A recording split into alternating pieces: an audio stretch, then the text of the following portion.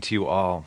My name is Kyle Kooyers. I'm the Associate Director of the Kaufman Interfaith Institute at Grand Valley State University. It's a sincere privilege to be invited to be with you all to explore this theme of human connection. It's so pivotal to our work in the interfaith space. What I'd like to share with you all is a reflection on the process, the path, by which we find ourselves on this journey of coming alongside of our neighbor and understanding those around us. And of course, there are many ways to do that. My reflection this morning will primarily focus on sort of the spiritual, the interfaith, the worldview, the value dimension of that work. On the night of the 2016 U.S. presidential election, while doing the Late Show and simultaneously watching the results come in, Stephen Colbert noted the Pew Research, which showed that about half of Democrats, 55%, say that the Republican Party makes them afraid, while about 49% of Republicans would say the same thing about Democrats. He remarked, "Both sides are terrified of the other side." Maybe that's why our voting booths have curtains, so you have a place to hide when the election's over. So how did our politics get so poisonous, he asked.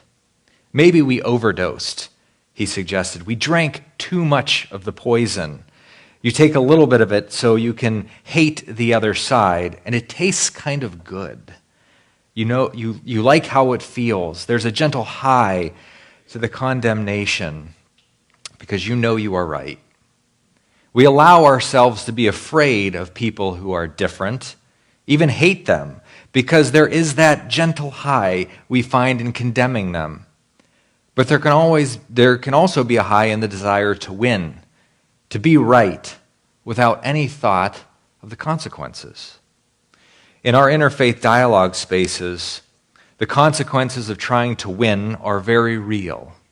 In a country and community that has become increasingly polarized, entrenched in survival-based tribalism, echo chambers, our propensity to develop and vehemently protect group identities galvanizes our resistance towards moving toward the so-called other. Certainly, this group needs no reminder of that. Whether philosophical or religious, partisan, or socioeconomic, racial, or gender, these group identities have their own narratives, their own rituals, their own languages. They have their own bumper stickers, their own hashtags, their own social media outlets, and like-minded friends and followers on social media. These identity markers often perpetuate the we and the them categories that all too often color the lenses through which we view our neighbors. You see, amid my fear and anxiety, amid my trying to win you over to my side, amid my discomfort, disorientation, and frustration associated with disagreement, I lose sight of you as a person. I all too often become so enamored with my own sense of self-righteousness that I, in fact, have it politically, faith, reason, morality, family, whatever it might be, all figured out, and I know precisely how that ought to be lived out, that I entrench myself in the issues at hand and lose sense of others, the people around me. Now, amid all of our positions, amidst our having it all figured out and condemning those who think otherwise, we've simply seen far too little of one another. We've become unable to see and learn from the humans around us. But in interfaith spaces, there is no doubt that we're very different. But that difference, it's not to be overlooked or simply ignored because we think it's satisfying and comfortable in the moment. No, in fact, the difference can be quite life-giving if we engage it through healthy interaction and dialogue. And true dialogue, like any relationship or journey, is nuanced and complex, challenging, and deeply rewarding. We can call this process the interfaith agenda, if you will.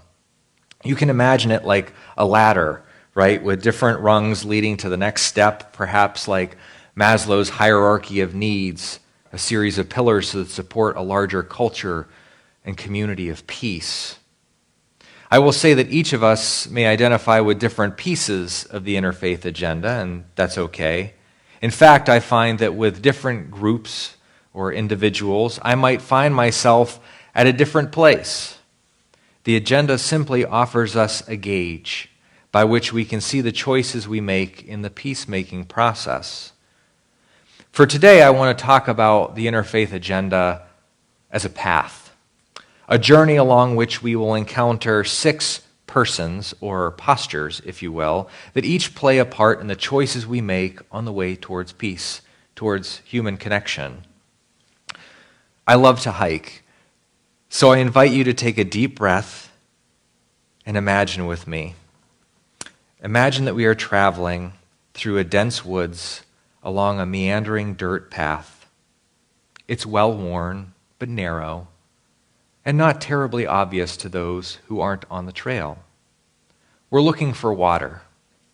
The campsite in which we are staying has a broken well. We, along with the traveling companions we left back at camp, are thirsty after a hot day of hiking. As we set out on the path, we round a bend and come across a steep rock face rising up next to us. Gazing up, we see our first persona. Their name is Tolerance. They look down at us from atop their fortified ledge. "I don't like you, stranger, and I sure as heck don't want you here," Tolerance yells. "You have a right to be in these woods, just the same as me, so I'm not going to harm you, but I'm not sharing my water with you. Find your own. Maybe if you weren't so foolish or had planned ahead, you wouldn't be in this position." I'm sure many of us have seen the coexist bumper stickers lettered out of adaptations of the different faith symbols and philosophical traditions. Tolerance, or coexistence, is absolutely a necessary first step in this interfaith process. Like any journey, often the first step can be the most difficult. It wouldn't take us much time to journey in our mind's eye to places around the world, maybe around the country or this community, where people are incapable of living alongside of one another as neighbors. To the extent that healthcare, economics, education, safety, even the right to exist are withheld from the other. Ensuring that people's lives are not under threat is absolutely essential, but to simply stop at, "We disagree, but I'll let you live here and promise not to harm you," seems somewhat lacking. Think of it like this. In the world of medicine, tolerance is often discussed along with treatments like chemotherapy, for instance. How much of a foreign substance, a particularly and potentially harmful presence, can be tolerated before it harms us? While tolerance seeks to avoid violence and harm, it also stops at avoiding violence and harm. It is a minimal legal position and a value base, but is hardly the goal of human connection. There's no desire for the other person. With this first and hardest step underfoot, we must continue, therefore, on the path. At the bottom of a hill, we come to a small spring. Sitting on a log between the water and us is a second person. This is hospitality. "Come, stranger, sit with me and have a quick drink. You look thirsty." This persona welcomes us into their space and gives us a cool glass of spring water. As we finish our glass, hospitality remarks, "Thank you for stopping by. I've enjoyed our time together.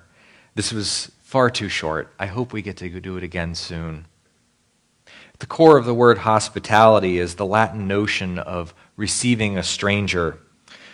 The work of receiving another requires a degree of vulnerability, does it not? In his book, When Faiths Collide, Martin Marty challenges us not to settle for tolerance, but to take the aggressive risk of hospitality. And I love that phrase. What does it mean to approach hospitality as an aggressive risk? This means that I allow somebody into my life, into the spaces that are familiar and comfortable to me, knowing that this person or persons represents a belief system, a worldview, a culture, an experience that could be vastly different than my own. Perhaps even challenge the notion that mine is the only truth. For Marty, hospitality permits us to be risk takers in the ways we are present to and welcoming to people, even though they seem vastly different. It's very easy and comfortable to remain isolated in our tribes, fortified in our echo chambers. But hospitality allows us to venture out of those safeties and securities, even as we welcome others in. Certainly, many sacred and significant texts speak of welcoming, caring for, and acting generously toward the stranger. While welcoming people into our homes and sharing a meal or a glass of beverage is a wonderfully human way to begin a relationship, it doesn't necessarily mean that we have entered into the story or experiences of the other person. So our journey continues. Soon after finding hospitality on the path, we come to a clearing in the trees. Standing among the long grass is a person who seems elated to see us. They eagerly move towards us with a warm greeting and caring gaze. You look tired. Where have you come from? What has your journey been like? Tell me about your friends back at camp. We tell them about the water and our walk.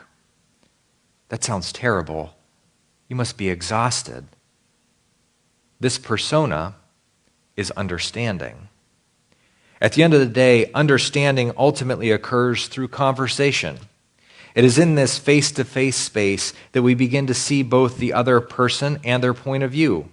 Understanding does not mean that I have to agree with or accept your position as true for me, nor does it assume that my perspective or experience ought to be true for you. And I say that as somebody who strongly believes in maintaining my Christian identity, even in interfaith spaces. Rather, it welcomes us into a place of respectful inquisitiveness. Do you meditate? What does meditation or reflection, pondering, look like for you? That's fascinating. May I share with you what meditation and prayer looks like for me and why I find it to be such an important part of my day? At this point in the path, we practice both compassionate communication and empathetic listening. On one hand, it means I have to make my views or belief understandable to someone who doesn't share them. And on the other, it means I have to enter into the world of someone's beliefs, experiences, feelings, which may even seem contrary to my own. In understanding, we have the opportunity to learn about one another, to learn what we each believe or hold to be true, and how those views, those principles, those ideas impact our everyday life. In this way, we really begin to experience the beauty of one another. When we turn our face to one another, when we listen and share with each other with empathy, when we ask questions and we listen to one another's answers, we become known. We become real to each other. We see each other as whole persons, as humans. Then the craziest thing might happen. We might actually desire this person's company. Yes, even those with whom we disagree. Our new friend understanding leads us down the path to the other side of the clearing. Here, under the shade of the tree line, we are introduced to the next persona, respect. I understand you're camping with a rather thirsty group down the trail. It's taken a lot for you to come to us. I don't want to make your quest any more difficult than it already is. How might we best honor your journey and help you on the way? Now, respect can be tricky. When we ask a group of students, for instance, to develop a community agreement or guidelines for a healthy dialogue space, it's almost inevitable that somebody will propose the rule of be respectful, and it's a good rule.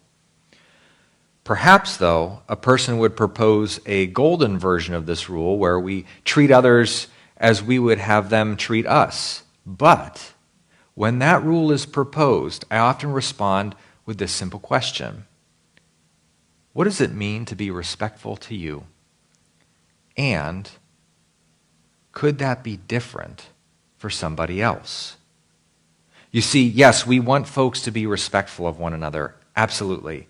But respect can mean different things to different people.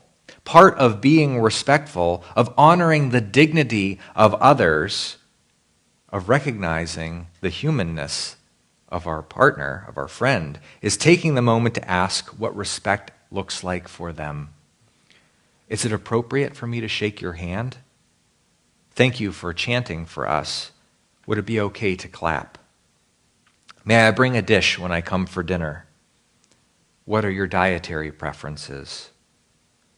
Ultimately, when people are being respectful of one another, something significant is happening. They are seeing and validating the humanity of the other person in the ways that the other person or people deem appropriate. Robert Wuthnow, in his book, America and the Challenge of Religious Diversity, writes that it's wrong to think, I respect you even though I know you're wrong. Rather, we ought to think, because I respect you and because you hold a particular set of beliefs, I am obligated to consider those beliefs differently.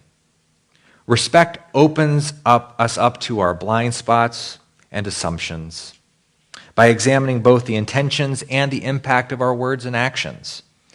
If we are operating with a desire to be respectful and caring, then we ought to be sure that we are interacting with others in a way that they find respectful and caring. At the end of the day, it's because religious, secular, and spiritual identities are not in essence the same, and because our experiences within those identities are not the same, that engaging in dialogue is worthwhile. The validation of personhood, of shared humanity, empowers us towards our next step on the path. Respect quickly takes us to a campsite not far from the clearing. There we are introduced to acceptance. Acceptance says, I see you as a human being who has come a long way. I see you as someone who thirsts. I see you as someone who is here on behalf of others who are just as thirsty. I see you as someone who can show us the way that we can work together to bring water back to your campsite and even fix the well. Lead us. Acceptance implies that we no longer seek to change the other person, their beliefs, or where they're coming from. It also means that we ought not feel the need to water down or misrepresent ourselves, our beliefs, or where we are coming from. The goal of this relationship isn't to win the person over to our side, nor is it to reduce our dialogue to only that which we can agree upon. Rather, the goal is to accept the fact that we can accomplish great things together, even despite those differences. Social science researcher Diana Eck, who has largely influenced the interfaith work nationally, especially with organizations like Interfaith Youth Corps, observes that often diversity is a reality. It's a fact of our being in community with one another. Now, thinking back to tolerance, simply having diverse people living together ought not to be our culminating achievement. Rather, pluralism is the goal, right? And she defines pluralism as the positive engagement of diversity for the sake of cooperation and social change. A large part of our acceptance is seeing the goodness and potential beauty of the diversity in our communities, despite the fact that our stories, beliefs, and experiences are very different. Acceptance and engagement go hand in hand. If we can serve our community together, then I have come to the point of seeing you for who you are as a vital part of my life in this space. To quote Mr. Fred Rogers, you've made this day special simply by being you. There's no person in the world like you. I like you just the way you are. As we journey back down the path towards the campsite, water jugs and new friends in tow, we exchange stories, we laugh, we cry, we plan how we're going to fix the well together. Caught up in the hope and gratitude of the moment, we are surprised to find a new person has joined our group. I have seen the ways you care for your friends, the way you love them, the way you took risk for this journey. I wish I could be brave like you. I admire your dedication and courage. I'm so glad you're in my life. This is what we call holy envy. It's a term that was originally coined by Krister Stendahl, and certainly if you're familiar with the work of Barbara Brown Taylor, she has a book by this name as well. In this holy envy space, we are willing and able to recognize elements in other religious, secular, or spiritual traditions that we admire or wish in some way could be reflected in our own life, thought, or practice. These elements, as we discussed at the 9 o'clock hour, could be practices, disciplines, idea, art, prayers, songs, rituals, services, equity and justice initiatives, dress, or sincerity of convictions, just to name a few. But it doesn't stop there. In this sense, we begin to see ourselves in the other person and the other person in us. The relationship has moved from being embedded in one's lives to being imprinted on each other's hearts. We find ourselves irreversibly changed because of the goodness we find in this person who was once a stranger to us. This form of envy isn't jealousy or desire, it's admiration, it's connectedness. If empathy is putting ourselves into the shoes of another person to feel what they are feeling, to have holy or even human envy is to see that our experiences and stories are inextricably connected, even though they may seem vastly different. We become necessary to one another in a very deeply human way, not unlike the African philosophy of Ubuntu. In his memoir, No Future Without Forgiveness, the late Desmond Tutu writes, Ubuntu is very difficult to render into Western language. It speaks of the very essence of being human. When we want to give high praise to somebody, we say, hey, he or she has Ubuntu. Then you are generous, you are hospitable, you are friendly, caring, and compassionate. You share what you have.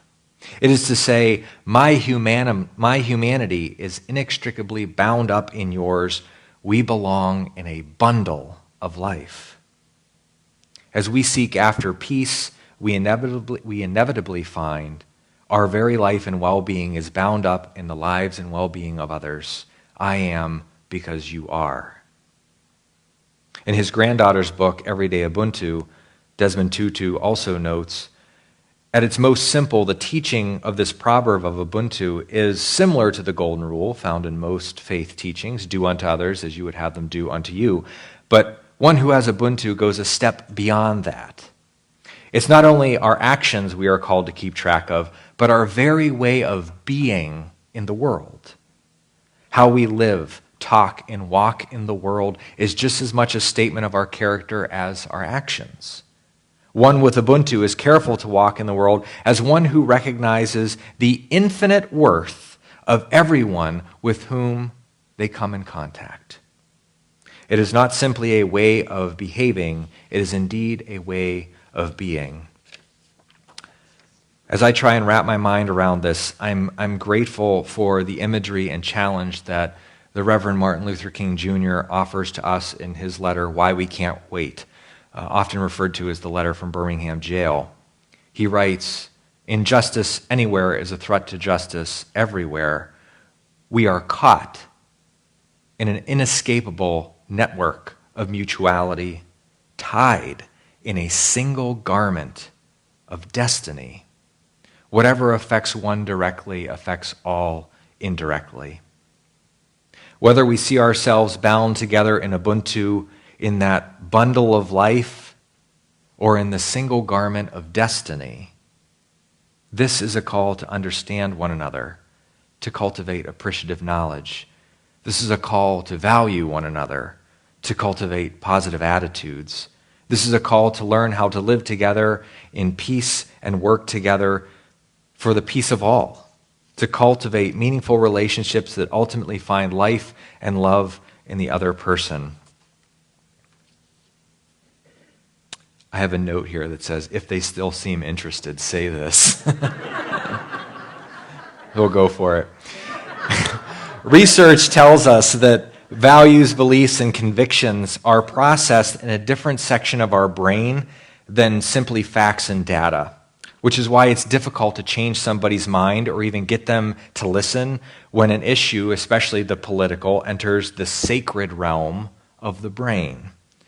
But that's where relationships come in. As allies to one another, and especially for those of us with privilege, we have the responsibility to be in those hard conversation spaces, in those long game approaches towards listening and understanding, truth-telling, and advocating on behalf of those who are systemically oppressed, marginalized, and attacked. Because the risk for us looks different. Our lives are not at stake. I have the privilege to opt out of those conversations because it's not my lived reality every day. For me and those like me, white, cis, Christian men, I invite you to consider when your own learning in the journey, when your mind was changed, when your worldview was expanded, what did that journey look like? Could you come alongside of someone, perhaps a very different or very difficult someone, on their own journey? Because again, we have the ability, I have the responsibility to try. In the pursuit of our common humanity, we have to turn our face towards one another. Even at a time when unity and understanding seem like an impossibility, on a local and personal level, chances are there are things we do share in common: worries, anxieties, hopes, dreams, caring for elderly loved ones, medical expenses, living expenses, online classes, keeping a business afloat, college applications, finding a new job, balancing all the work-life stress of having kids at home, our love of knitting, the future of the Detroit Lions. These are starting points. We can have common goals and projects that we work together on, even while maintaining our distinctiveness, even while recognizing there are significant disagreements between us. As we say in interfaith, we don't have to water down our identity or core beliefs in order to listen, to learn, to hear one another's stories, experiences, and convictions. The interfaith agenda, this path towards peace, offers us this challenge. Can we choose to live outside of our tribe? Can we choose to see beyond the other? Can we choose love and life in order to overcome fear and hate? Can we choose to love so strongly that we see our neighbor in ourselves and ourselves in our neighbor as a part of a common humanity? Can we choose to find the water together? I'll close with this quote from Frederick Buechner. Your life and my life flow into each other as wave flows into wave. Unless there is peace and joy and freedom for you, there can be no real peace or joy or freedom for me. To see reality not as we expect it to be, but as it is to see that unless we live for each other and in and through each other, we do not really live very satisfactorily. That there can really be life only when there really is, in just this sense, love. Thank you.